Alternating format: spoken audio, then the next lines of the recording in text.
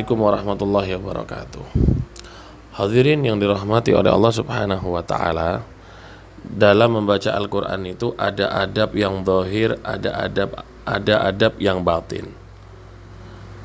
Seorang hamba tidak dikatakan membaca Al-Qur'an sebenar-benarnya dan dianggap bacaannya itu bersih diterima oleh Allah kecuali mereka menjalankan daripada adab-adab tersebut. Sebaliknya, orang yang tidak menjalankan daripada adab-adab tersebut maka tidak sempurna daripada bacaannya, walaupun bacaannya tersebut tidak kosong dari pahala dari Allah Subhanahu wa ta'ala. Apa saja adab ketika membaca Al-Quran? Yang paling utama, ayyakuna tali fi tilawatihi mukhlishon lillah. Yang paling utama adabnya adalah bagi orang yang membaca Al-Quran ikhlas, benar-benar murni karena Allah Subhanahu wa ta'ala. Dia membaca bukan karena ria, ingin dilihat orang. Dia membaca bukan dibuat-buat. Dia membaca Al-Quran tidak berharap sesuatu atau imbalan daripada manusia, tapi dia membaca Al-Quran dengan tujuan taqarrub ilallah, mendekatkan diri kepada Allah. Dia membaca Al-Quran tujuannya al-fauz bi thawabih, mengharap pahala daripada Allah Subhanahu wa ta'ala. Dia membaca Al-Quran tujuannya mumtali al-qalbi bi azamatil mutakallim, memenuhi daripada hatinya dengan keagungan si pembicara, yaitu Allah Subhanahu wa ta'ala. Ketika seseorang membaca Al-Quran dengan adab seperti ini, maka bacaannya bernilai di sisi Allah Subhanahu wa ta'ala. Lihat bagaimana Allah Subhanahu wa ta'ala memisalkan daripada Al-Quran. Lau anzalna hadzal qur'ana ala jabalin la ra'aitahu khasyian mutasaddian min khasyatillah. Jika kami turunkan ini Al-Quran ke atas gunung, kata Allah Subhanahu wa ta'ala, kalian semua akan melihat gunung ini akan terpecah belah karena takutnya kepada Allah Subhanahu wa ta'ala. Jadi seandainya diturunkan kepada gunung itu Al-Quran, saking takutnya itu gunung kepada Allah, gunung itu akan pecah.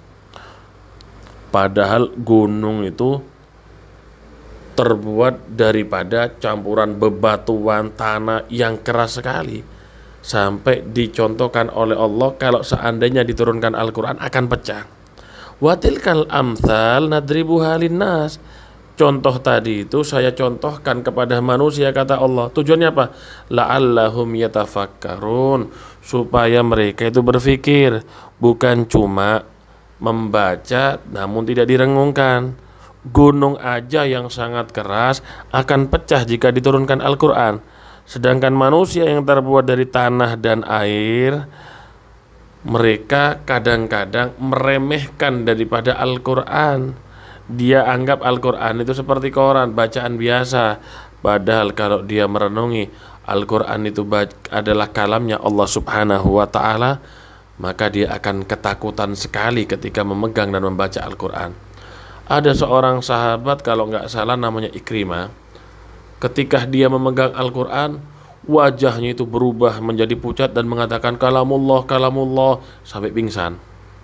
Kemudian ketika siuman, dia ambil wudhu kembali dan memegang Al-Quran, kembali dia berkata kalamullah, kalamullah, pingsan lagi. Sampai ketiga kalinya.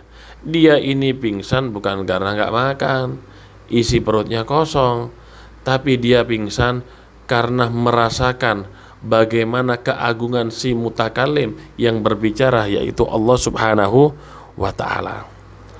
Kalau bukan karena hati kita lupa, kerasnya hati kita, minimnya pengetahuan kita dengan keagungan Allah Subhanahu wa ta'ala, inilah semua yang menyebabkan kita kurang menghargai dan ta'zim kepada kalam Allah, yaitu Al-Quran.